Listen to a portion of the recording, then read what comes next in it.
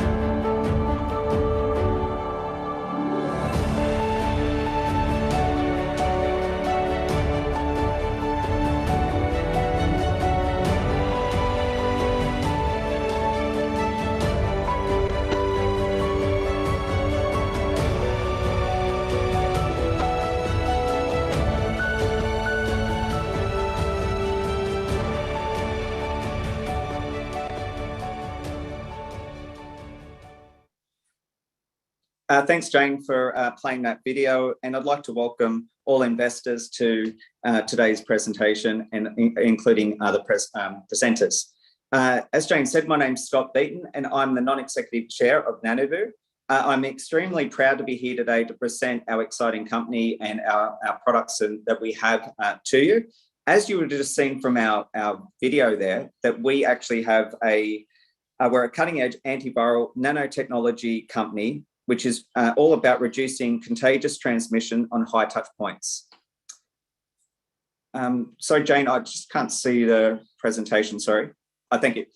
So as you would have just seen from the video that just played, there's the picture that a couple of these screenshots here, it gives you an idea and an overview of the company, and all these pictures, they explain a lot more about the company than I can do in such a short time.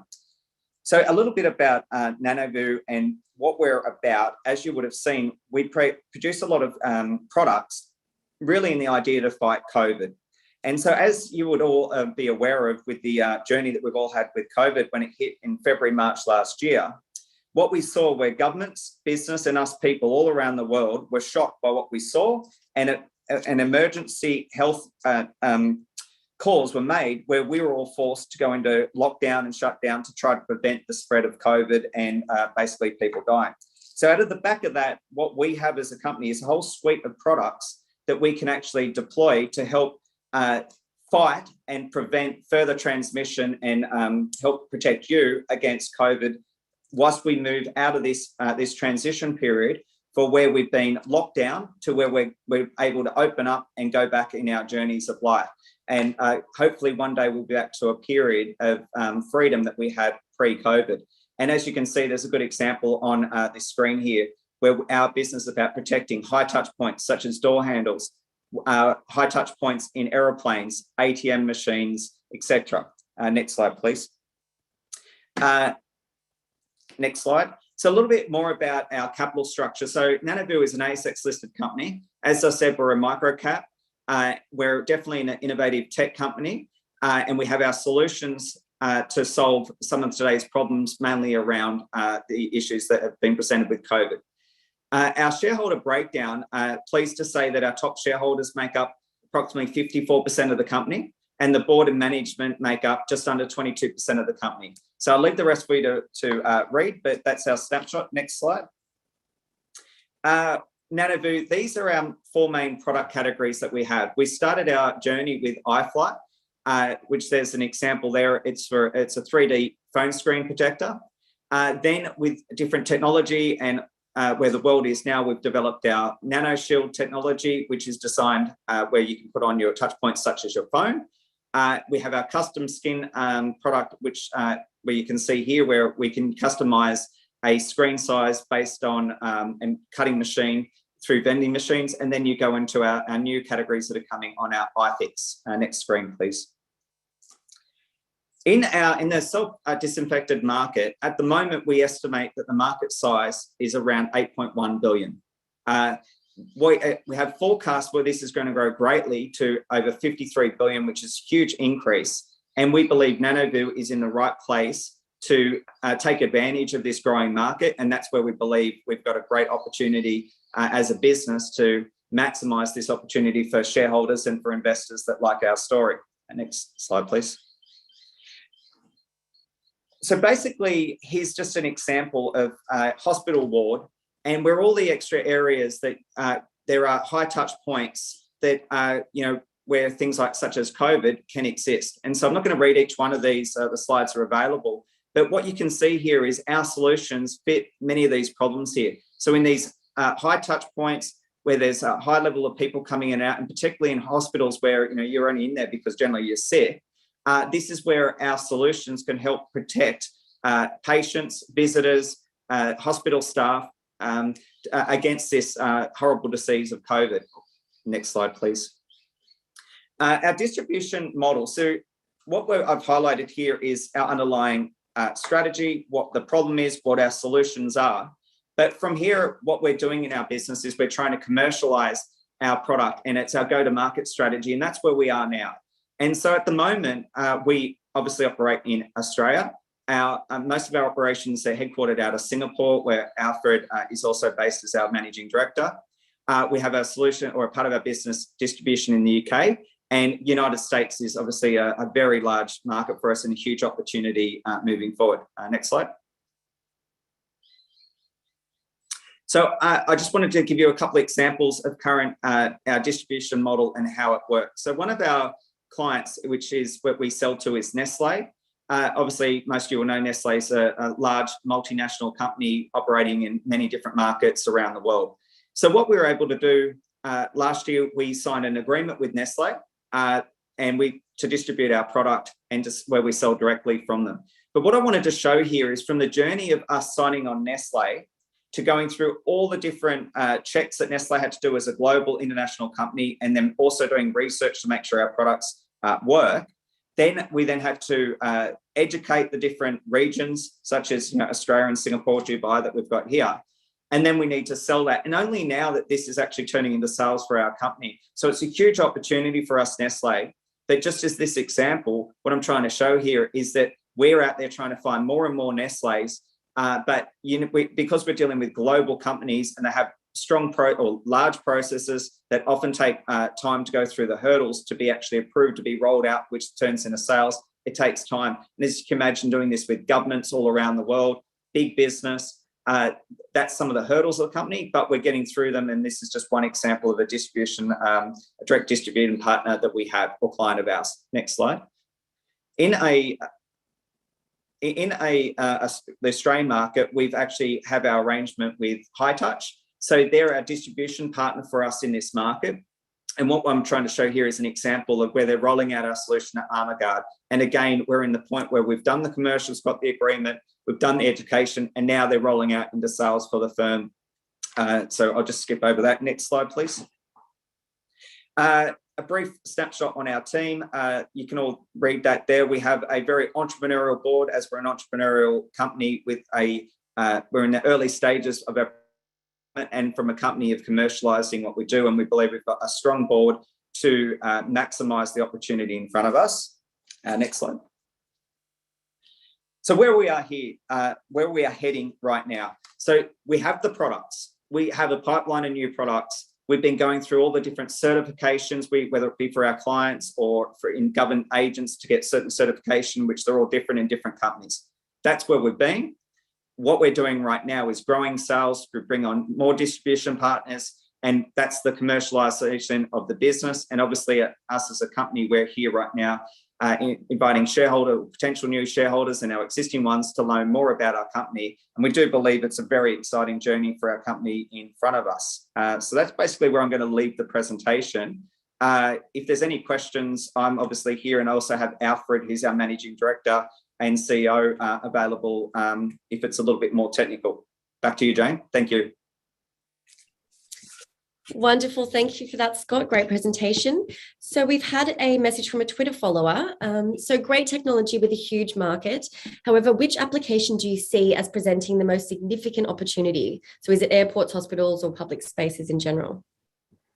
A good question. So, I mean, there's no real quick answer to that, because at the end of the day, we all identify the problem, but our marketplace is going to be these high touch points, whether it be shopping centres, which have supermarkets, aeroplanes, and all the rest. And that's what we're seeing is all governments around the world and big business are having to, they're being educated on solutions to keep their customers and staff safe, so we can go about our lives again with freedom that we once upon a time were used to. So we believe there's a huge market, but as we move from our film to also having our own sprays and all the rest, which is an easier application, that's where we see the upside. So, and I also like to highlight here, back to the question, even though that's an unlimited market, I would like to stress that we are focusing on Singapore, Australia, and the US, and the UK market. That's where we're really focused on growing our sales. But it's not we're throwing scatter all around the world, but we're getting the distribution points there, and that's where we're focused. Wonderful. Well, that looks like all the questions we actually have coming through. I encourage shareholders to reach out by the contact details on the bottom of the ASX releases if they've got any other further questions for Alfred or Scott. But thank you for joining us today. Thanks very much, Jane. Appreciate it. So up next, we have a presentation from Kalina Power with the ticker code KPO, a company focused on waste heat to power and geothermal power.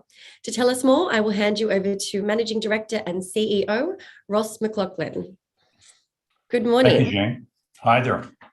Hi, let me bring up your presentation. Great. It's a pleasure to have an opportunity to speak with your audience today, Jane. And I'm calling you from a very early darkness here as light escapes us here in Vancouver. We're into the rainy season, and the dark season is upon us. Jane, I'll ask you if you wouldn't mind just to flick through to our corporate overview slide. Thank you very much. And folks, today I'm going to take you through an abbreviated version of our presentation, but I recognize in the brief time that we have, I just want to emphasize a few highlights as we walk through for your listeners, Jane, because I want to have an emphasis on why we see this as a compelling ESG story. It's important that I think your listeners get an understanding as to what we represent from an ESG perspective. I'd also like to emphasize on why we represent a strong, compelling commercial value proposition as well, because after all, this is all about us making money and how are we going to go about doing so, and why we think that we're at a significant inflection point in history of the technology and the company generally. And throughout this presentation, I'll be drawing to your attention the emphasis of the team that we have, which is capable. It's an exceptionally talented team that's capable of delivering on that theme.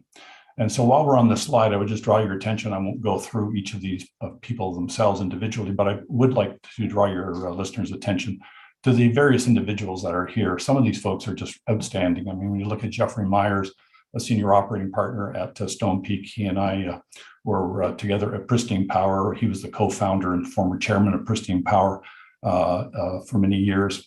Peter Littlewood, the former number 2 at China Light and Power. And our recent industry advisors like Stephen White, former CEO of Verison, who acquired Pristine Power, as it turns out, and later sold it to Pembina for $9.7 billion. The entire team is an exceptionally talented group. And at one point or another in all of their careers, they have come across and been involved with the Kalina cycle, as has our management team, which we'll talk about later on. And this underpins everything that we're doing. Next slide, please. A little bit about Kalina Power. The emphasis that I want to point out is that this is a technology, and we'll talk about what it does exactly in a minute, but this is a technology for producing zero emissions technology. It's a zero emissions technology producing zero emissions power. And we have one of the most substantial patent portfolios in the entire sector, the entire industry. Not only is this important for protecting what we do, but I think it's really important for bringing on the right types of deployment partners around the globe as we want to eventually seek to deploy this technology worldwide. There's several things which we're doing that we think are essential to that. And the business thesis that we have in front of us is that we are focusing on commercial opportunities that are in our control, that we're developing ourselves in a focused geographic market in Canada. The technology has already been deployed and already commercialized at 16 different plants around the world. This is not a commercialization story. It's important that your listeners understand. This is a story about how that we can best go about deploying this technology on an industrial scale for international markets. And we'll talk about that as we go through this. And basically our mission statement is to establish a profitable business in Alberta, and that will serve as the platform to deploy this technology in a commercially successful way around the globe. Next slide, please. A few reasons why I believe this is a compelling ESG investment. It's one thing if you have an application in a niche market. This is an application across diverse major global markets. Each one that is listed there, and I'm not going to go through each of them for you, they're listed there, you can read them. Each one of them by themselves, unto themselves, represents billion or multi-billion dollar market opportunities. And how to go about them and access and getting our market piece of the market share is essential. And we believe that to do that effectively and establish the technology in a way that we can deploy it on an industrial scale internationally requires us to establish standardization of our industrial designs, modularization of the major components of the technology so it can be deployed in multiple applications in timely and efficient, cost-effective ways. And to do that with established supply chains and vendors for each of the applications that we have, and ultimately have deployment partners in place to deploy the technology around the globe. Next page. From a commercial point of view, I think it's important that we understand that we have multiple near-term drivers that are all in place right now in Alberta. We've laid the foundation over the last several years with several commercial opportunities ranging from our own projects that we're doing ourselves, which are our own combined cycle projects. We'll talk about those in a moment, but also establishing a commercial presence in Alberta has now positioned us to be able to bid on significant business in different applications, which we've identified as priorities for our company. Next slide, please. You might wonder, some people might be saying, what's this waste heat thing all about?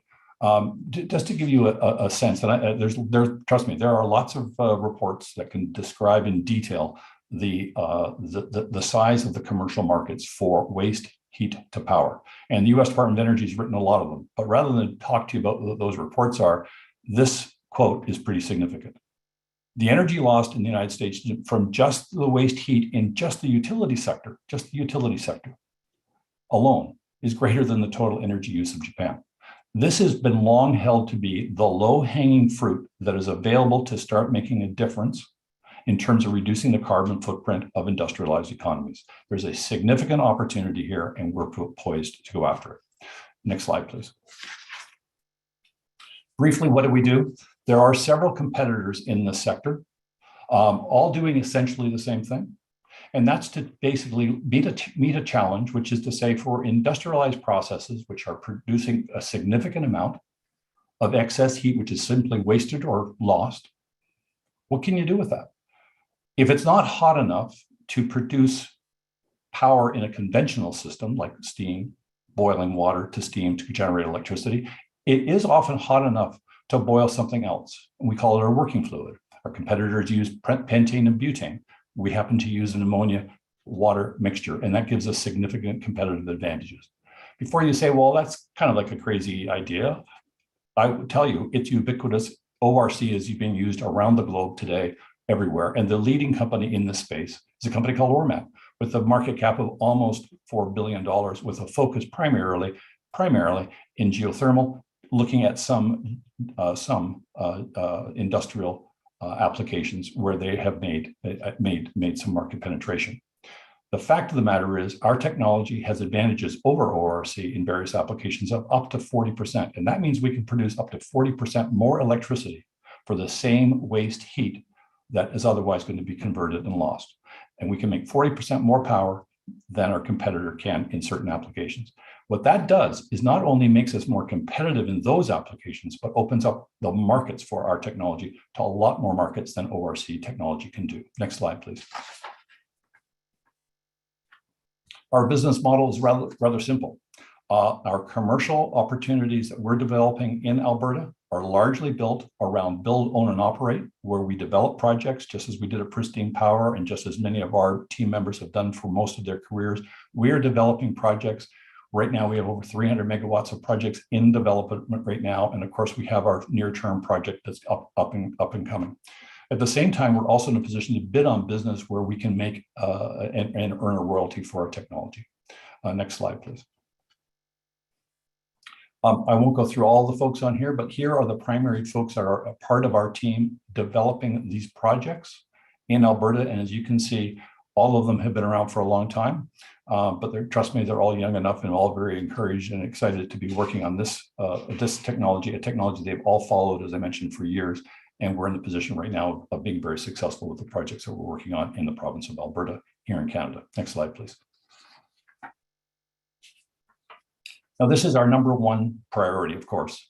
This number one priority, of course, has led to improving the profile of our company and opened up tremendous new opportunities. But this is our number one opportunity. We're in the final stages here. We're in the final bits, pulling together the final pieces to achieve full notice to proceed later this quarter in this calendar year. And we have a significant project underway here. It's about $200 million. We're trying to get the cost down, but right now we're out there funding and getting our funding partners together to get this project ready to go. And it will come on stream in the first half of 2024. It's well located. We have exceptional de-risking strategies in place, and everyone who's reviewed it has been rather impressed. But it is the first of several projects which will all be the same size, same scale, that we can deploy with multiple deployments very cost effectively going forward, because it's all based upon a modular design. Next slide, please. Without going through each of them, here are the strategic partners that we currently have in place, and there are others that will be announced shortly who have been successful in winning some of the business that we have for this opportunity, and all of them are pretty well interested. Most of these industrial partners that are there are all interested on how they can participate not only on the current project that we have, but the multiple projects that we have in our pipeline, and of course the bidding opportunities that we're looking at, where we're looking to bid the Kalina cycle into opportunities throughout North America and then internationally subsequent to this. Next slide, please. I mentioned earlier our intellectual property portfolio. I won't go through it with you, but I think it's worth having a slide here that shows you we have over 317 patents in the portfolio, and we continue to, of course, selectively file for more. Next slide, please. I just would encourage, if any of your listeners have an interest, please go to our website and click on the link. And there's a very brief 7-minute video which takes you through a fully operating Kalina cycle plant. It explains the technology in excellent detail and also gives you an insight as to just how advanced the technology really is. And next slide, please. Our conclusion, I should let you know, with all the activity we're having in Canada, we are pursuing a listing on the Toronto Exchange. I just want to emphasize again, this is not about commercializing a technology. This is about establishing the framework under which we can commercially successfully be established with our projects in Alberta, such that we can then effectively deploy this technology at an industrial scale for international markets. And I think the most important thing from reading through, and I would encourage those that are interested to take a closer look in the bios of all the people that I've shown you there, because at the end of the day, as we all know, great ideas are only one thing, but having a great team that can execute is essential, and we really have that team in place. Thank you very much. I'm looking forward to any questions you might have.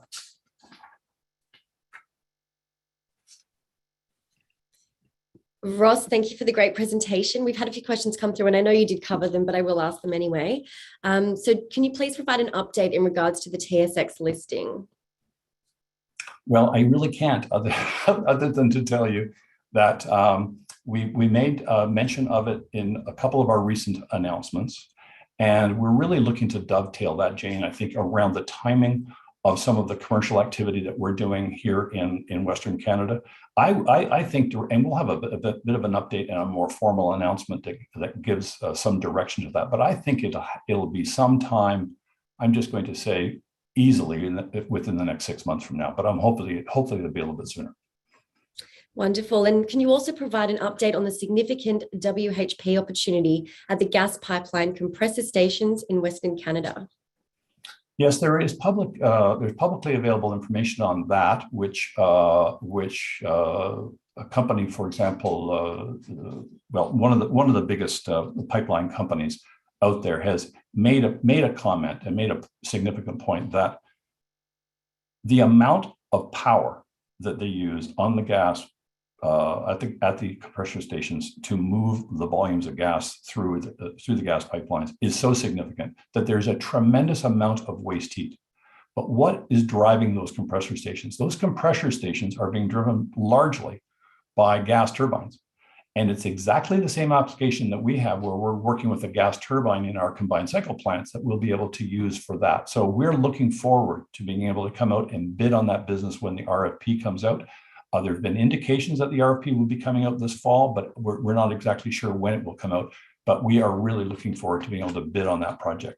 And I think it's important that your listeners understand the total value of that opportunity across the entire pipeline with just one of the major players is over $1.5 billion. We want to get a share of that, and I can assure you that's why we have the partners that we have in place that will be part of our proposal that we jointly submit to go after that business. Well, Ross, thank you for the great presentation. That's all we have time for today. There have been a few questions that have come through, and I would encourage webinar attendees to reach out via the contact details on the bottom of the ASX releases. But thank you for joining us. Thanks, Jane. So next up, we have a presentation from Neuroscientific Biopharmaceuticals with the ticker code NSB to tell us more about their novel drug therapies for neurodegenerative conditions. I will now hand you over to Dr. Alexandra Andrews. Hello, Alex. Nice to see you again. Hi, Jane. Thanks so much for having me. And I sympathise that word neurodegenerative is a struggle. So I've said that quite a few times today, but thank you for the opportunity to share the neuroscientific story with your audience today. What I wanted to do today is briefly go through what makes our technology and our target market so attractive and run you through where we plan to go over the next 6 to 12 months. Next slide, please. So as an overall snapshot, this slide summarises where we're at and what we're developing. Neuroscientific is developing a novel first-in-class therapeutic drug that can help people living with neurodegenerative conditions that currently have little treatment options available. We're doing this by developing and commercialising our lead drug candidate, EmptinB. This is a drug that's able to protect and regenerate nerve cells while also reducing inflammation. We've got fantastic efficacy data from multiple animal models of neurodegenerative conditions, including Alzheimer's disease, multiple sclerosis, and glaucoma. Throughout the course of development of this product, we've conducted over 40 preclinical trials, which have all pointed towards this drug being safe and effective.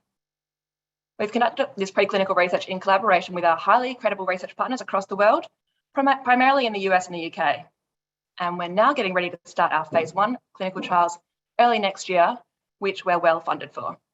Next slide, please. So the company listed in 2018 in an oversubscribed IPO. Excuse me. We've got 143.5 million shares on issue.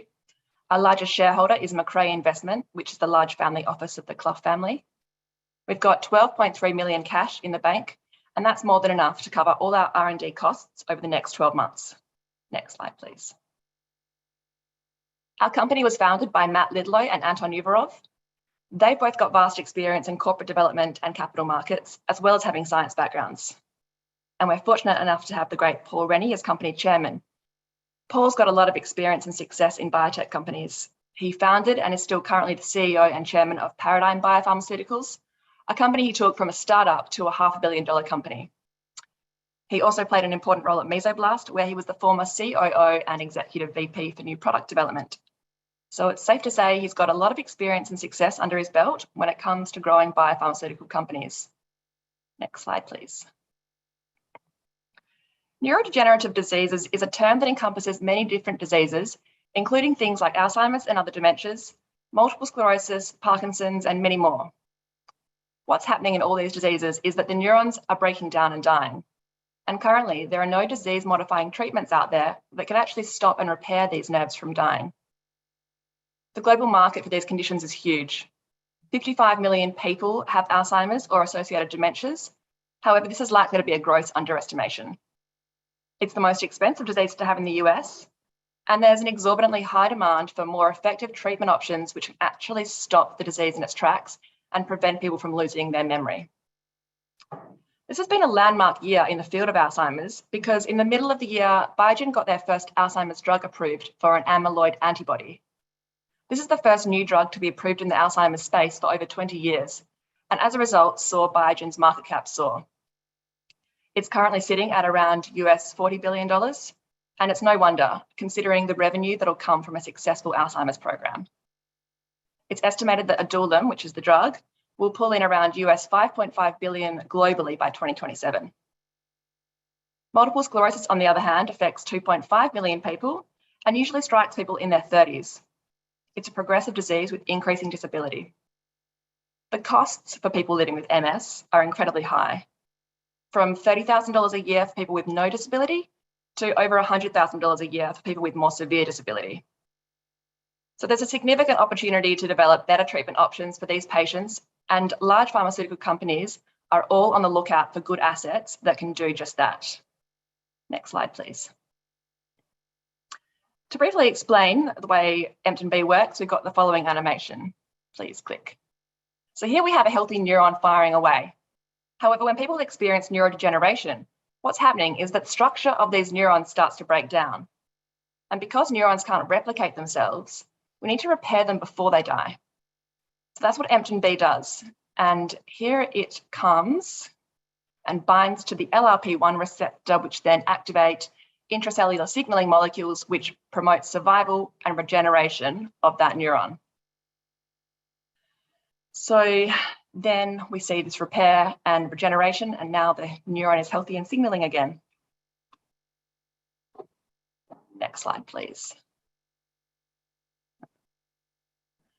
One of the things about clinical research that's really important is to make sure that you do the groundwork in terms of your preclinical research before going to the next phase.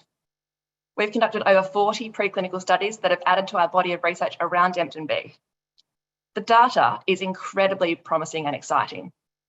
We've been able to show that EmptinB is able to regenerate damaged nerves, reduces neuroinflammation, and is highly neuroprotective.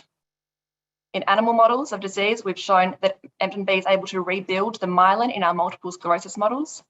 It improved cognitive outcomes in Alzheimer's disease models and improved the condition of the optic nerve in glaucoma models.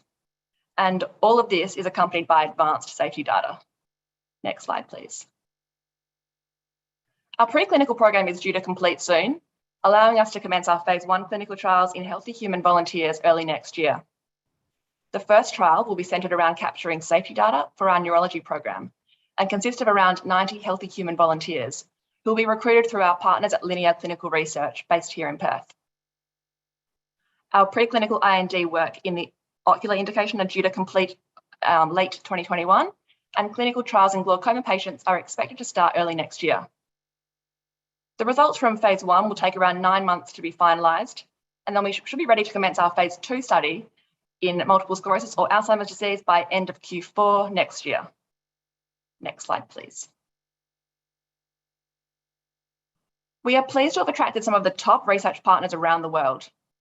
We've got an outstanding team of scientific advisors as well, with a vast experience running clinical trials.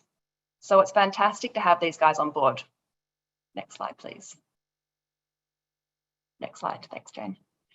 So to summarise, NSB is developing a peptide-based drug with a broad range of applications across the neurodegenerative space but we're most focused at the moment on MS, Alzheimer's disease, and glaucoma. We've conducted numerous preclinical studies and have compelling data showing that it stimulates neural survival, neuroprotection, and decreases neuroinflammation, as well as a host of other positive effects. In addition to our very compelling preclinical data, we've got comprehensive information on the drug's mechanism of action. And this is important as it's the data that big pharma are interested in. And the more attractive we can make ourselves look to big pharma, the better. Our program is supported by strong safety data. One of the benefits of being a peptide-based drug is that peptides are generally extremely safe with very low risk of side effects. Our next steps are to commence our first phase 1 human clinical trial while continuing to collect our IND-enabling data. What we have here is a high-growth stock with multiple inflection points imminent. Neuroinflammation is a hot topic right now, and we have repeatedly shown that we are very effective at reducing neuroinflammation. If what we're seeing in our rigorous preclinical studies translates to humans, we have a game-changing drug for people with neurodegenerative diseases. Thank you for your attention, and thanks to Broker Briefing for the chance to participate in today's webinar. We hope this explains the compelling NSB investment proposition, and if you've got any questions after the presentation, please feel free to forward them to either myself or our Managing Director, Matt Lidlow. Thanks so much.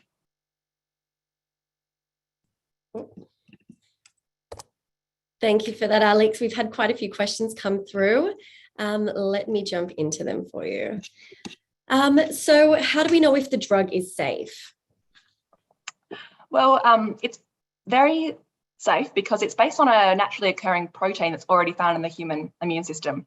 This protein is called metallothionein 2, and we've synthetically copied an element of this natural protein. So it's very similar to what's already existing in our body, and our body doesn't recognize it as anything foreign. It sort of accepts it as part of our natural immune system. Wonderful. And when will NSB know if the drug works? So we are currently about to start the phase 1, which is the main aim is just to look at safety. That's the only concern that phase 1 has.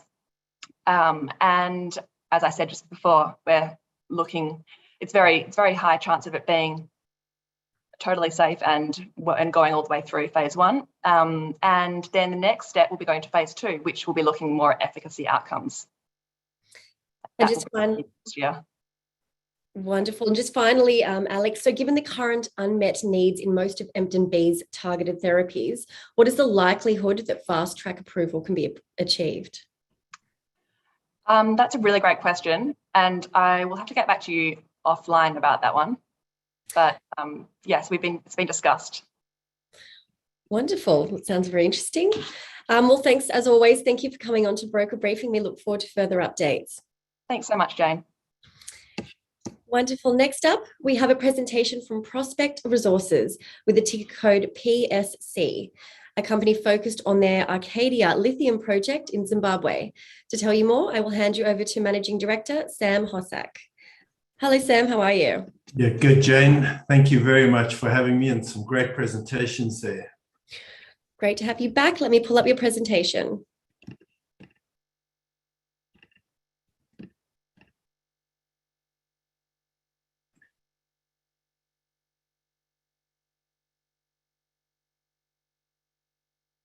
Oops, sorry, hang on. Sorry, Sam, just a few technical issues. That's okay. Jane, I'll probably just get started if that's okay. Prospect Resources, we're an African-focused lithium business. We have the 87% owned Arcadia lithium project, and it's situated in Zimbabwe. So it's a great pleasure for me today to speak to your investor base and to some of our existing shareholders, and to take you through the exciting journey that Prospect's been on. We're a near development business. We've completed a number of very, shall we say, distinct feasibility studies, and we're in advanced stages of operation, so of development to operation. So next slide, please. Thank you very much. So again, the Arcadia Lithium Project, we're an ASX listed business, ticker code PSC. And yeah, the Arcadia Lithium Project, it's a world-class, fully permitted lithium project. Currently sits in the global top 10 hard rock assets globally. So it's very material, significant to the battery supply chain. The products that we produce are very high purity, and as a consequence of some of our geology, we have a very low cost base and very competitive. To demonstrate some of our capabilities, both in country and technically and geologically, we introduced a pilot plant operation around mid-year this year, and we've successfully produced a vast quantity of samples, nearly 200 tons so far. And this is a technical grade product that goes to European and Asian customers. So it is a lithium product. It's a very high value product, and it's very similar in its demands to spodumene, except that it is not in the battery sector. So we've got a little bit of a market differentiation. We are exposed to a much broader customer base, and our spodumene and our petalite is extremely high value. So we're completing a feasibility on that in the coming weeks. Pretty exciting, pretty demanding on the team, but yeah, we're looking forward to getting those outcomes into the market. And the key opportunity for Prospect is to further the partnership process, which is a process we've been running with our advisors at Zur Capital to fully fund the Arcadia Lithium project. Next slide, please. So our project is situated just due east of the capital city of Harare in Zimbabwe. It's a very well situated, very pleasing from an infrastructure perspective. We've got a power line just 10 kilometers to the north of us, roads to the south, a vast access to human resources. And so from a locality perspective, very fortuitous, just a short drive every day for our staff and team. In terms of our permitting, we are fully permitted, and we are bestowed with the apex incentive in the country, which is Special Economic Zone License, which provides for a raft of FDI sort of protections and sort of economic incentives. And we are getting massive traction from our pilot plant. We're able to show just how quickly and easily we're able to operate in the country by installing that and successfully demonstrating that the quality of the petalite products we produce. Next slide, please. Many of our questions focus on Zimbabwe. It has, in the last 20 odd years, had a really negative market impression. We've seen a massive transition, and we want to draw that to the attention of your investors. That transition is, it's marked. There's been political transformation. There's been economic recovery, and Zimbabwe is predominantly on the rise across all the multi-sectoral indices and points of measurement. So we feel that Zimbabwe is really a great investment destination. There's over 100 years of mining experience, very mature mining code, and the government of Zimbabwe are trying to grow the economy. They're trying to become a middle-income economy by 2030, and that's really anchored on the successes of mining growing by more than 100%. So we are, as a project, critical to the mining sector. The mining sector is critical to the forward government strategies and goals of the country. And so we feel, we're in a very enviable position in a country that's on the rise. Next slide, please. So we've looked at a number of different strategies to bring our project into operation. On the left, I suppose would describe this as the much lower risk strategy. This is doing the project in two stages: funding stage one, building it, operating it, and utilizing the revenues from stage one to fund and build stage two. That's more conservative. It suits us going it alone. And last year, that was a really practical objective. However, the lithium sector's really awake to the sort of supply challenges and gaps. Demand has really displayed itself. There's a clear supply deficit for the next 10 to 12 years. So on the right, we've got our direct execution plan, which is far more economically superior. There's better economies of scale, and it's currently our preferred development narrative, and it's also been preferred by the partners that we're taking through our partnership process. Next slide, please.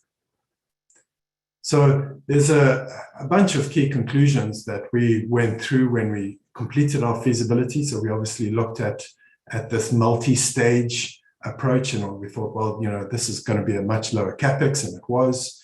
The economics were similar to a direct approach, and so the DFS outcomes were very pleasing, but it hasn't, you know, the market suits a far more ambitious, large-scale operation, and therefore the completion of our DFS, which is the direct feasibility, due in the next couple of weeks, is going to be by far the preferred plan.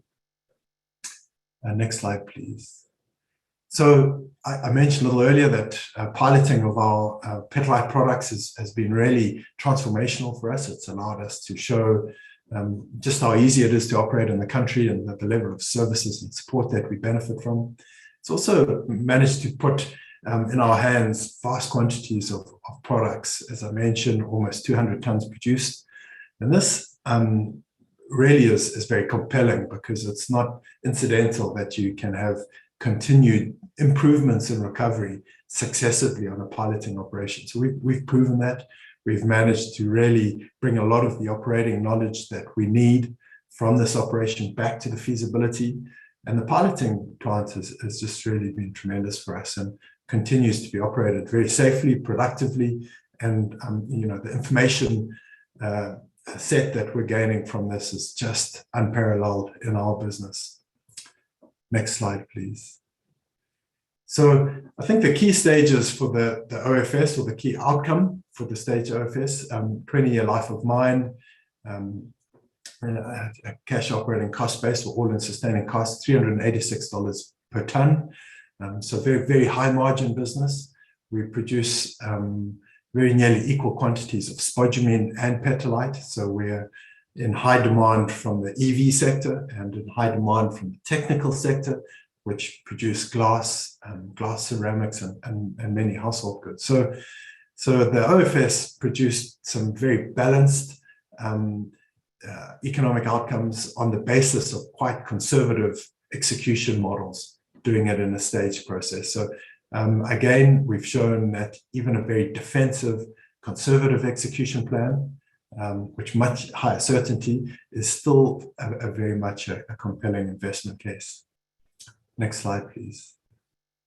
So the lithium market continues to experience massive momentum. We've seen prices for spodumene and for lithium products double more than once this year. So we're seeing that real huge supply gap playing out in front of us, which is very pleasing, and creates a great landscape for our investment and our partnership process. So again, behind all of this growth, EVs, predominantly in Europe, the growth, the green energy policy, the carbon emission reduction. So we're part of a very exciting investment narrative. It's a multi-year strategy, and Prospect is really in a very strong position to meet and participate in that supply gap. Next slide, please. We do have two offtake partners. So we've got Sibelco. They have been purchasing and distributing, consuming petalite for over 40 years. So they are very much market titans, and they have an offtake for technical grade petalite. And we've got Sinomine, who are consumers of technical grade petalite and spodumene. So we have these two offtakes that make up close to 80% of all our volume for the first 7 years. So really brings assurances to our investors that both of our products have very clear customer needs, and it's a strong value proposition. Next slide, please. The petalite opportunity is one that we speak about very frequently. Jane, we've spoken about it on Broker Briefing previously. It isn't as well understood as spodumene. It's a slightly different product. It goes into a different market. And it's not only valued for its lithium composition, but also some of the silicon and alumina. So we're seeing petalite as a very strong industrial mineral, high margin business, and it's consumed by a much bigger consumer base, broader consumer base. It's a far more mature consumer base than the EV sector, which is predominantly, converters through China. This is globally dispersed, the technical market, and there's years of consumer data that points to the demand for petalite and pricing for petalite being superior to spodumene. So they're very pleasing outcomes, and our feasibility focuses very much on explaining exactly how that works. Next slide, please. So just to wrap up, the Arcadia, it's a globally significant world-class asset. It's fully permitted. We are shovel ready. We're in the process of bringing in partners. We're going to use the final direct feasibility study to cement the partnership process and the various submissions that we've received. We obviously are a very strategic value proposition for these partners because we have a very low cost base. We have a very high purity product and a very compelling investment case.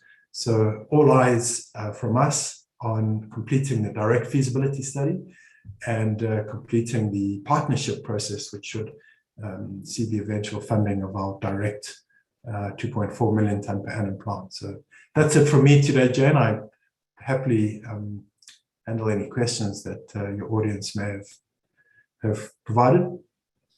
Well, Sam, thank you again for the great presentation and being on Broker Briefing.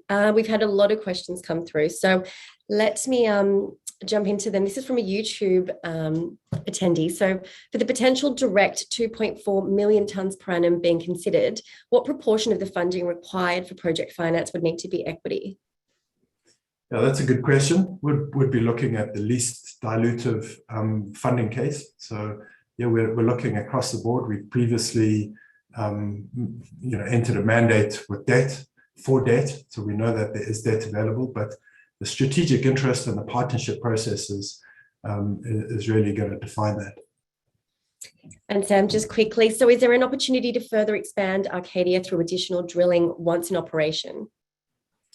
We will always expect that the reserve will expand into the resource.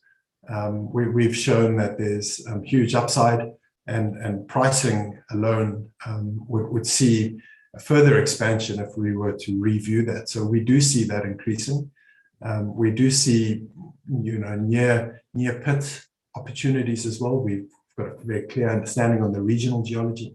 So the answer to that is one of our key focuses, to increase the reserves of the Arcadia project. Wonderful. There has been a lot of questions come through, so I would encourage you to go to the contact details on the bottom of the ASX releases to reach out to Sam. But thank you for joining us again.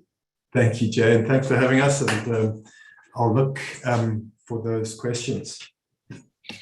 Wonderful. So next up, we have a presentation from Altech Chemicals with the ticker code ATC. To tell us more about their high purity alumina projects, I will now hand you over to Managing Director, Iggy Tan. Hello, Iggy.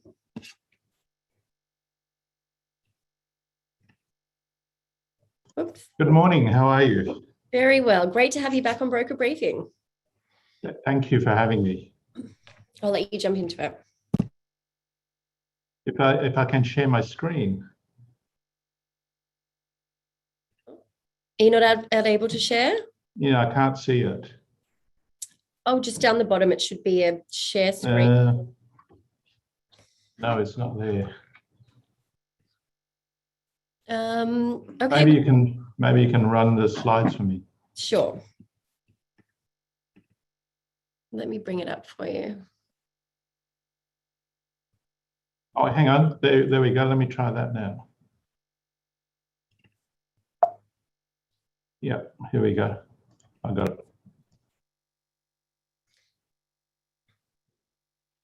Right, can everyone see that? Yes, brilliant. Thank you. Thank you very much. So thank you, everyone. Altech Chemicals is an Australian company listed on the ASX.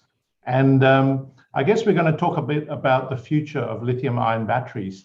And in Tesla's recent battery day, they announced the objective of halving the cost of their battery production to be below 100 kilowatts an hour And also they announced their 4680 cells. But what's interesting about that last battery day, Elon Musk talked about the future use of silicon in their anodes. And I want to talk a bit about the silicon, the future of silicon and how our technology can help that in batteries. What a lot of people don't realize, this is a lithium ion battery. On the first charge of a lithium ion battery, all the lithium ions go from the cathode to the anode. And what a lot of people don't realize, that 10% of the lithium stays on the anode after the first discharge. So imagine that 10% of your lithium inventory is lost to the battery. And essentially what it does, it forms an SCI layer around the graphite particles and it becomes inactive to the battery. So this is a major problem facing the lithium battery industry. And what happens during the life of the battery is that the SCI layer cracks, it exposes new sites and more lithium is absorbed. And also hydrofluoric ions in the electrolyte breaks the SCI layer, exposes new sites, and then more lithium is absorbed. So there's a continual consumption of lithium during the operation of the battery. And there's a lot of research that shows that high purity alumina coating around the graphite particles resolves this first cycle loss problem. It improves the life of the battery, fast charging capability, and also the safety of the battery or thermal runaway. This is an example of some of the research that shows coated graphite versus uncoated graphite. And after 200 cycles, you can see that the coated graphite has 10% more energy capacity than the uncoated graphite.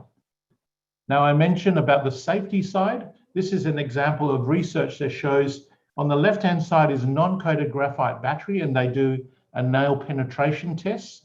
And you can see the battery catches the light, a temperature source of 600 degrees. But on the right-hand side is coated graphite, and the temperature only gets up to 100 degrees, and you can see the picture of the batteries remains intact. Now, there are three ways of coating alumina on graphite: the vapor method, the solid method, and the liquid method. They tend to be quite expensive ways, but essentially our process is a liquid method of coating alumina onto graphite. Now, our 2 nanometer alumina coating is game-changing technology.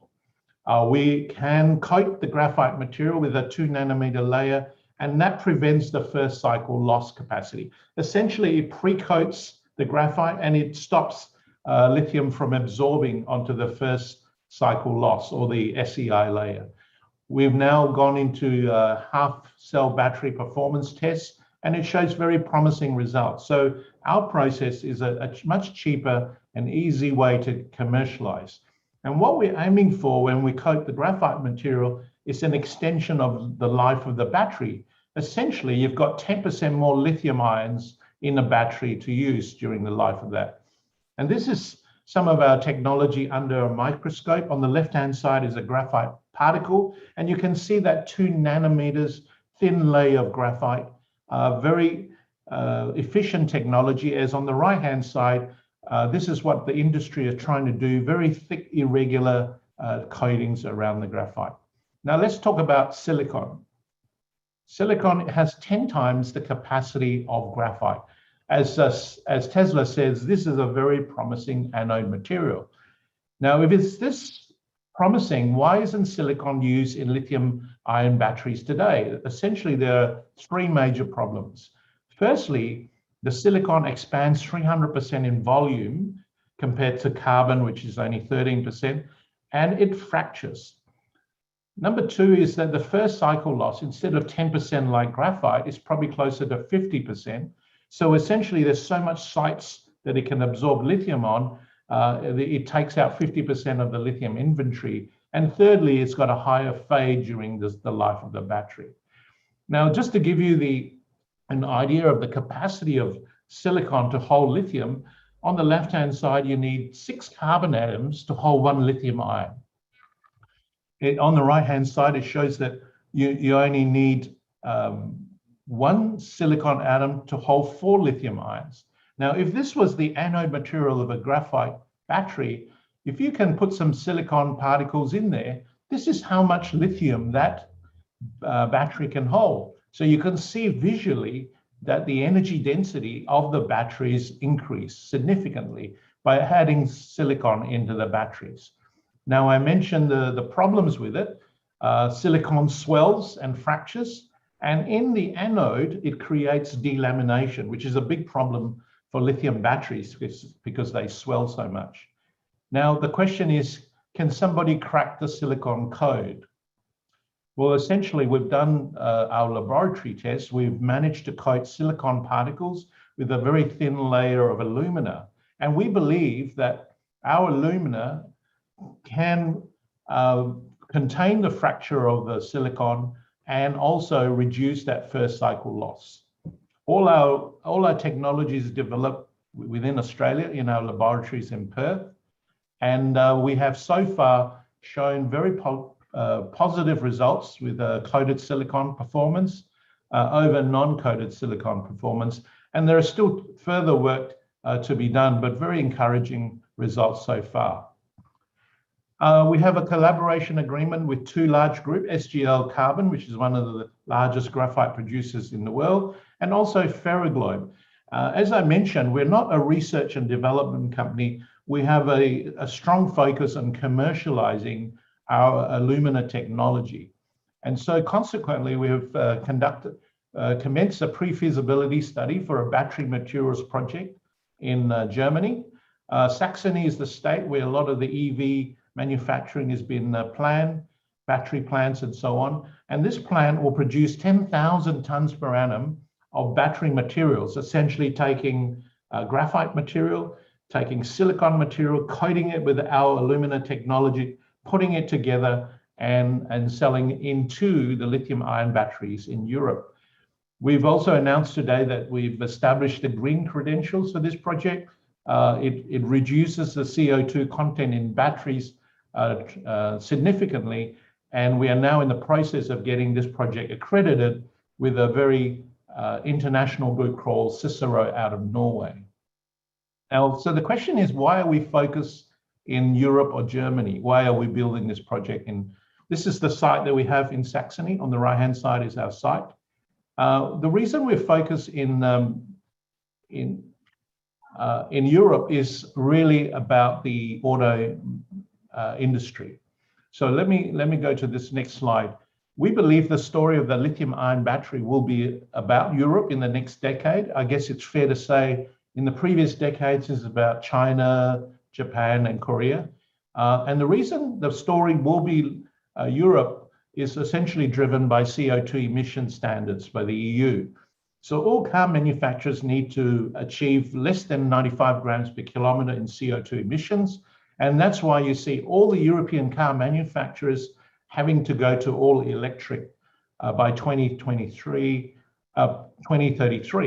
And so if you look at the next slide here, these are all the car manufacturers that have announced all electric by 2030. And you can see how much money they're putting in to the electrification of their fleet.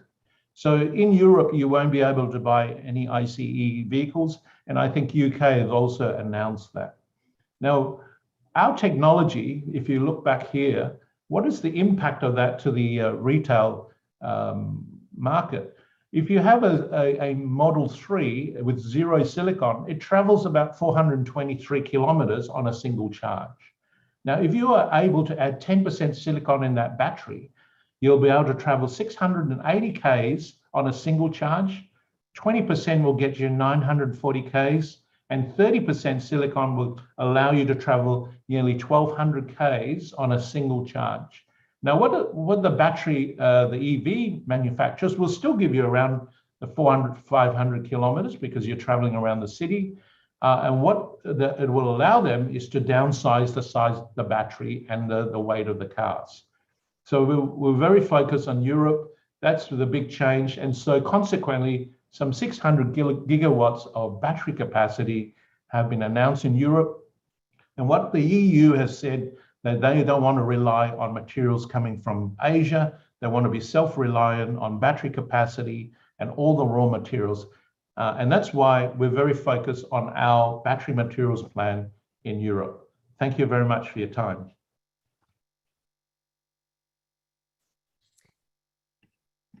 Oops. Sorry, I'm having a few technical issues here.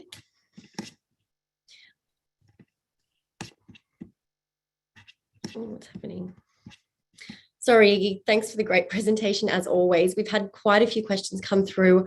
I'll try and get to as many as I can. So when do you expect ATC to be in a position to show the battery cycling for the HPA coated silicon and graphite batteries? Yeah, we have been doing a lot of work in the laboratory. We're very close to the breakthroughs. But meanwhile, we are progressing with the commercial side and the pre-feasibility study of the battery materials plant. Wonderful. And can you please elaborate on the company's commercialization strategy? Do you foresee doing this with a JV partner, etc.? Yes, I mentioned some of the collaboration partners, and obviously we've got a lot of interest out of Europe. We've got NDA signed up with 2 German automakers and also a battery company. So a lot of interest with the technology, and we're working with some world-class partners. Well, thank you for that, Iggy. Unfortunately, that's all we've got time for today. Again, I will encourage webinar attendees to reach out to Iggy via the contact details on the bottom of his ASX releases. But thank you for joining us. Thank you for having me. The next presentation is from Alaska-focused oil exploration and appraisal company, 88 Energy, with the ticker code 88E. To tell us more, I will hand you over to Managing Director and CEO, Ashley Gilbert. Good afternoon, Ashley. Yeah, good morning, and thank you, Jane. It's good to present to existing and prospective investors on the 88 Energy story on the broker briefing platform. Are you okay to share our presentation for us? Yes, just pulling it up for you now. Brilliant.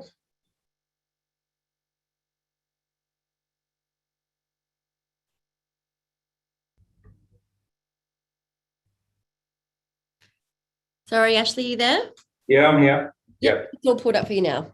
Brilliant. There you go. Perfect. All right. So we can just skip through the disclaimer page and we can get moving with the presentation. Yeah, brilliant. Thank you. We'll start here.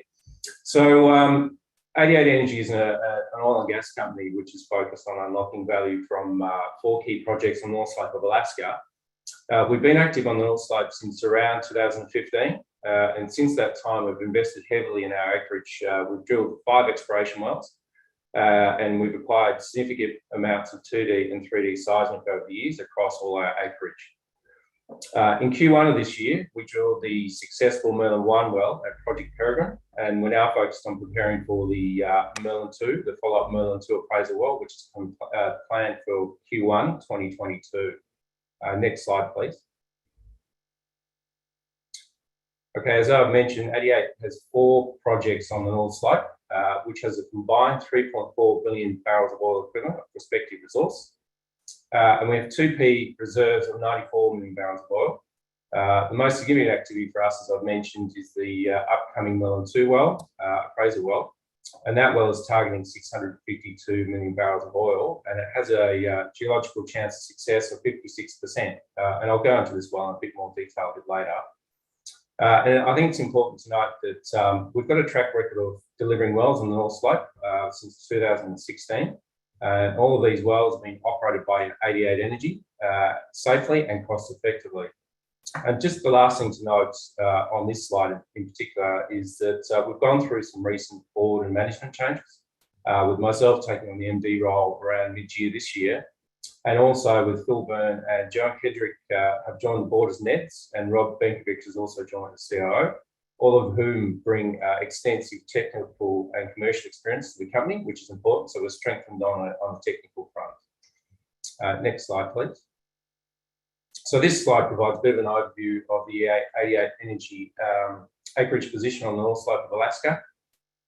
You'll see the red blob in the middle there. The central project is Project Icewine acreage, which we initially acquired in 2015. And since that time, we've completed an extensive work program on this acreage. We've drilled 2 unconventional wells and acquired 2D and 3D seismic. And then in 2020, we drilled the Charlie-1 well, which is a condensate discovery. Importantly, it's worth noting that the Icewine acreage has a conventional estimated prospective resource of 1.6 billion barrels of oil. And then over to the left, excuse me, over to the left in the NPRA region, you'll note our Project Peregrine acreage and the UMAP oilfield acreage, both of which are recent additions to our portfolio. With Project Peregrine we acquired in 2020 and the UMAP oilfield we acquired in Q1 2021. So with Project Peregrine, just to give you some context on the size of these acreage positions, that is approximately 195,000 acres. And with that Project Peregrine acreage, we hold 100% interest. So we have a high working interest across all our acreage. And also, you know, with Project Peregrine, it's on trend with a 750 million barrel Willow oil field, which is to the north, which ConocoPhillips is looking to develop. And then the final bit of our portfolio is the Yukon acreage, which you'll see up in the northeast corner adjacent to Point Thompson.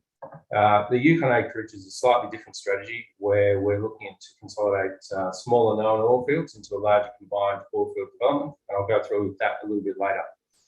So next slide, please. All right, so just briefly on the slide, you'll note that 88 Energy is in a strong financial position with 36 million in the bank. And we have no debt, which was paid, the debt was paid out this year in June, and we currently have a market cap of 400 million. It's also, as you can see from the chart, over the last 12 months, we've enjoyed a reasonable share price growth from 0.5 cent to 2.8 cents. And you'll note also a spike during the drilling of the Merlin 1 well. We went as high as 9.6 cents. Just on to the next slide.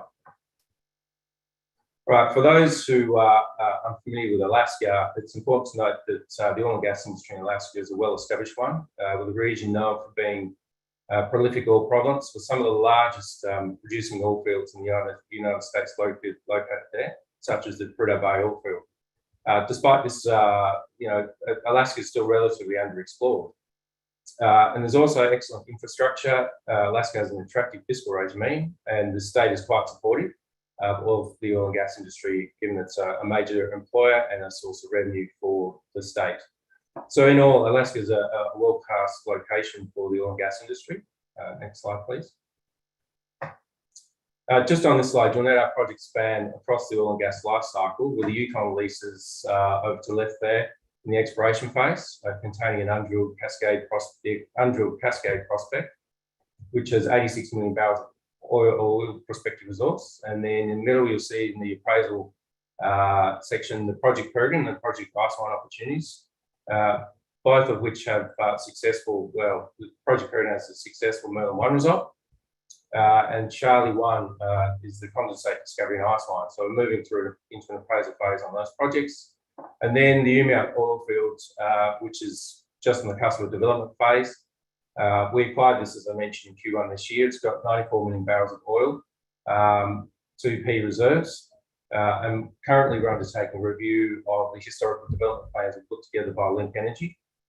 And we're looking to optimise those plans. I'll touch on that briefly later. Just on the next page.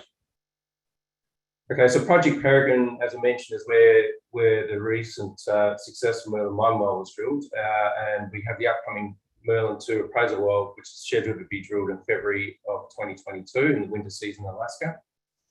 The acreage was acquired last year through an off-market takeover of XCD Energy, and the project encompasses, as I mentioned, 195,000 acres, and it's on trend with the Willow oil field to the north, which ConocoPhillips is looking to develop. And the acreage itself has a total mean prospective resource of 1.6 barrels of oil equivalent, and that prospective resource was updated off the back of the Merlin 1 results. So I'll just go on to the next slide, please. So, you know, as I've mentioned, and you know, from our various releases, you would have noted that we're pretty excited about the Merlin 1 well results. It's the best well we've actually drilled to date over the wells since 2015. With light oil was detected in 3 separate nanoshelf horizons, with 41 feet of net pay noted. But importantly, the presence of movable hydrocarbons was evidenced by data, and geochemical analysis of fluids demonstrated evidence of light oil with an API gravity in the range of 30 to 40 API. Given these results, we're now proceeding with the Merlin 2 well, which I'll talk about on the next slide. Thank you. So the Merlin 2 well, planning and permitting is well advanced, and we're on track to spud in mid-February 2022. I understand there's been a decent fall of snow over the weekend, which is positive, so we'll start to commence work probably in the next 3 or 4 weeks. which is fantastic, so we're well ahead of schedule. And importantly, some current investors would note that we raised 24 million recently for the drilling of the well, and we've also secured the Arctic Fox rig recently. So it's all system go for us for the drilling of Merlin 2 well. At the moment, you'll note from the map in the bottom corner there that there's currently 3 potential drilling locations which have been permitted for the appraised well, which are close to the shelf break, where we're expecting reservoir thickness and quality to improve. And I guess we'll in the next 2 or 3 weeks announce exactly which of those locations we'll drill. If you go to the next slide, I'll talk about the extensive list of drilling opportunities we have in the acreage. So in addition to the Merlin 2 well, we've previously permitted the Harrier 1 drilling location, which remains a future independent drilling location for us. It's got 2 stacked reservoir targets, and it has a mean prospective resource of 353 million barrels of oil. And it's also just worth noting, whilst we've permitted 3 locations, we're only going to drill 1 in 2022 for the Merlin opportunity. We will go back and look at drilling the other 2 opportunities. So in all, we've got an extensive portfolio of project program of multiple large independent drilling locations. And just on the next slide, please. Right, across all our projects, good progress is being made at the moment. So with the Umiad oil field, we're assessing the historical development plans for optimisation. And importantly, given its location just south of the Willow oil field, which has been, which Conoco's looked to develop, as I've mentioned, we're assessing the potential to tie back to the Willow oil field, and that will reduce costs in terms of pipes and roads and paths to market for the company and the project itself. And then with Project Icewine, work's continuing with the reassessment of the potential across the acreage in light of the Pantheon Resources Talitha A well. The Talitha A well is just north of our Icewine acreage, and we're encouraged by the results that Pantheon's published in relation to their drilling last season. I understand they're going back again next season, so I'll be watching that with interest. And we believe that resource potential that's being targeted by the Talitha A well extends onto the Icewine acreage. So, we're anticipating putting out an updated prospective resource estimate in the near future. And then just finally, with regard to the Project Yukon acreage, progress is being made with discussions with nearby resource owners, where we're looking to consolidate several small known oil fields into a larger possible joint development. So I'm hopeful that we'll be able to announce something with regard to this shortly. Just on the next page. Okay, so just in closing on our presentation this morning, 88's got a strong investment case, and we have significant news flow over the next few months, particularly with the Merlin 2 well. And across all projects, in fact, there'll be news flow. And we're especially excited about the Merlin 2 well. It will be one of the largest opportunities we believe being drilled in 2022 globally. And as I mentioned, its targeting is 652 million barrels of oil, and with a geological chance of CCS of 56%. And a successful result will provide significant upside for our shareholders. So with that, I'd like to wrap it up and leave it on the last page of the presentation, and I'm happy to take all questions.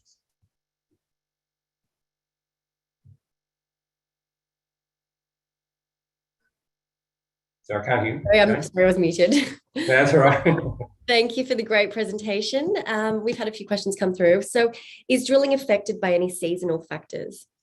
Yeah, it will be. So you can only drill in Alaska on the tundra in the winter season. So that's typically from December through to April. So we'll start to mobilise equipment and commence the snow road in December. And I expect, as I mentioned, to spud the well around February, and we should be off with testing, etc., off the slope by around the end of April, mid-April, I'd say. Well, actually, you just answered my next question, so thank you for that. Looks like you're certainly pregnant with news, so look forward to seeing the updates, and thank you for joining us on Broker Briefing. Brilliant. Great. Thanks, Jane. So finally, we are joined by Keith Cullen, founder and managing director of WT Financial Group with the ticker code WTL, a company focused on providing the future of quality financial advice. Keith, thank you for joining us. Yeah, thanks, Jane, and thanks everyone for joining us. And sorry about my preemptive starts, jumping in a bit earlier there. No Today worries. I'm going to take you through a little bit of background on the company and our recent acquisition of one of our industry peers, but also more focus on what's happening in the industry generally and the investment opportunity that this presents directly into our company and in the sector generally, and also give you an update on how the integration of that significant acquisition of ours has gone. So Jane, if you just jump through to, there we go, the first slide.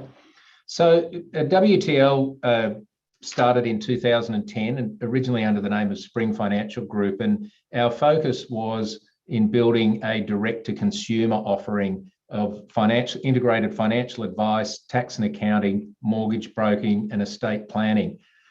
In 2018, the board took the decision in the wake of the Royal Commission to pivot and take the intellectual property that we built, the resources that we built, and apply them into the more traditional dealer group space, where rather than having salaried advisors, such as we had in the Spring Group, is the advisors in the group are independent business operators operating under the license to which we provide various services. So licensing, of course, being the enabler of their business, we assist them with their compliance and risk management, with their ongoing education, training and technical support, and also practice development in helping them grow their businesses, make their businesses more effective.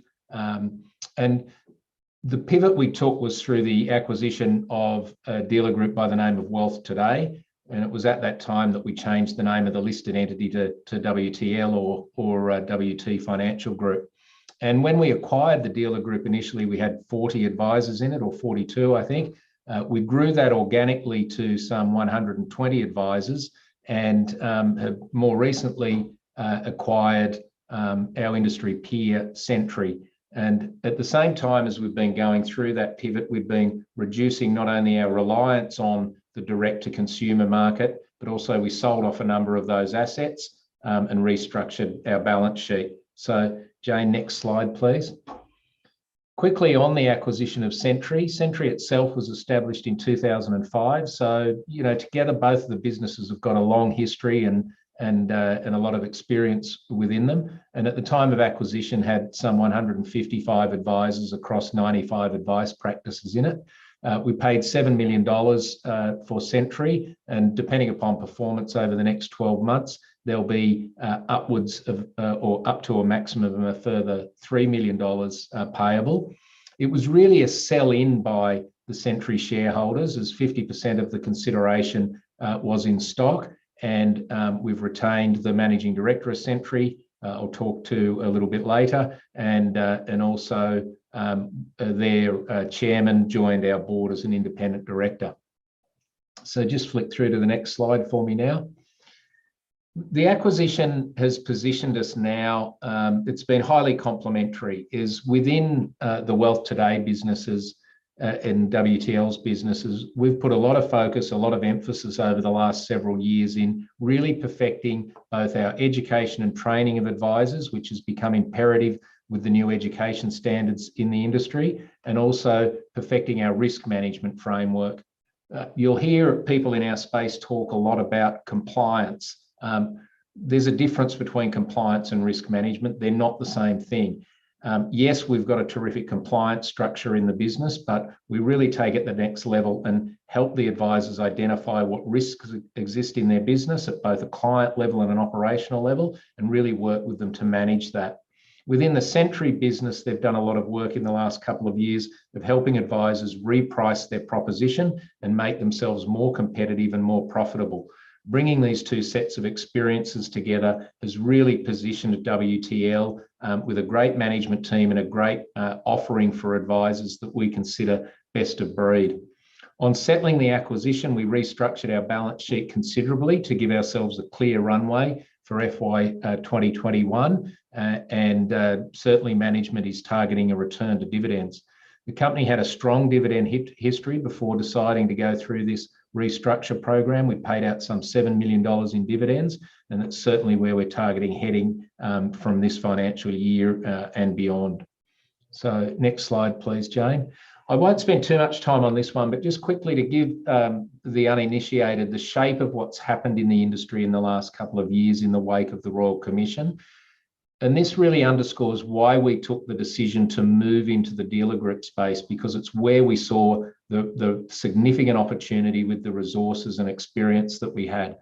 You'll see that the big six that had traditionally dominated the industry in the last 10 to 15 years, by buying up a bunch of independent dealer groups to use them as distribution for their products, have virtually exited the industry altogether with the exception of AMP and IOOF. So NAB has gone, CBA has now gone altogether, Westpac has gone, and ANZ has gone from the industry.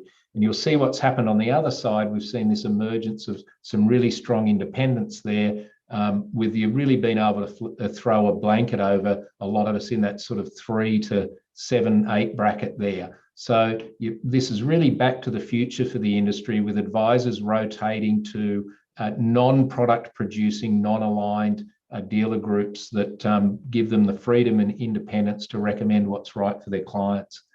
So next slide, please, Jane.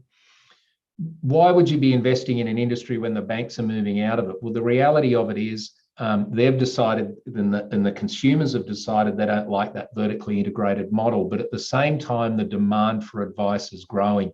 We're right on the doorstep of a transfer of $3.5 trillion of wealth from one generation to the next. And so demand from consumers is growing. The demand on advisors to upskill is growing, and this really means they need a strong, focused dealer group to support that transition in their education and the types of services that they're providing to their clients. Next slide, please, Jane. I won't spend too much time on this, but Michael Harrison has joined our board. Rob Jones has joined an advisory committee within the business, and these were two of the vendors of Sentry that are very experienced operators in financial services, and they've joined myself and Guy Headley and Chris Colesis. And on to the next slide, please, Jane. And from a management perspective, as we've had David Newman, who was one of the largest shareholders and managing director of the Sentry business, join us as joint COO. He joins our Frank Paul. Rickton Jones has joined us as head of finance from Sentry, and he joins Jack Standing, who's our group head of advice. So we've built a very strong board and management team with extensive experience, not just in operating financial services businesses, but also critically in mergers and acquisitions. So on to the next slide, please, Jane, and this will be our last one. You can pick up our FY 2021 annual report. And it will detail our results from last year that included some significant write-downs and charges that we took to ensure that we had a clear runway for this year. These adjustments have given us, put us in a really good position to deliver a strong profit for FY 2022. We're giving revenue guidance of 70 million. You can see the scale that that's brought to the business. That's up from about 13 million last year. And guidance is for greater than $2 million of net profit after tax. We've got carry forward tax losses. So whilst we'll book a statutory tax position, as there'll be no tax to pay for the year. And again, we're setting ourselves up for strong dividend payment. As far as the future is concerned, demand for advice is growing. Advisors need a strong dealer group to support them. Smaller groups are becoming marginalised, and it's the critical part in our business is it's very process driven. So we get to, now that we're strongly into profit, we get to really leverage the expensive overhead in the business, which is the experienced personnel, through making sure we're very process driven. And that means as we grow organically, as these advisors continue to be on the move, $1 of revenue, more and more of it drops to the bottom line. Aside from the organic growth we're seeking, there's definitely merger and acquisition opportunities out there. Again, as smaller players become marginalised, and those of us in the middle group seek to collaborate and make ourselves even more cost effective. So I think we made that inside 10 minutes, Jane. Wonderful. Thank you for joining us on Broker Briefing. We've actually had a question that you just did answer, but I'm going to ask it anyway. So can you please expand on the potential growth prospects, and will the company mainly focus on organic growth by increasing the revenue per advisor, or are there further acquisitions planned? Yeah, look, there's three ways for us to grow our profitability, Jane. Is across large numbers of our advisors, we've got good revenue share arrangements with them. So we're focused on helping them grow their businesses. And one of the key differentiators between ourselves and other dealer groups, both listed and unlisted, is just the breadth and depth of experience of actually dealing face-to-face with clients and growing practices ourselves. So we bring that to the table. Clearly, then looking to cross-sell and upsell other services to the existing network. There's definitely strong organic growth available with advisors being on the move, but that's not to suggest we're not on the lookout for other acquisitions as well. Wonderful. And I encourage any shareholders to reach out via the contact details on the bottom of the release. But Keith, thank you for joining us. Thanks so much, Jane, and thanks everyone for joining us.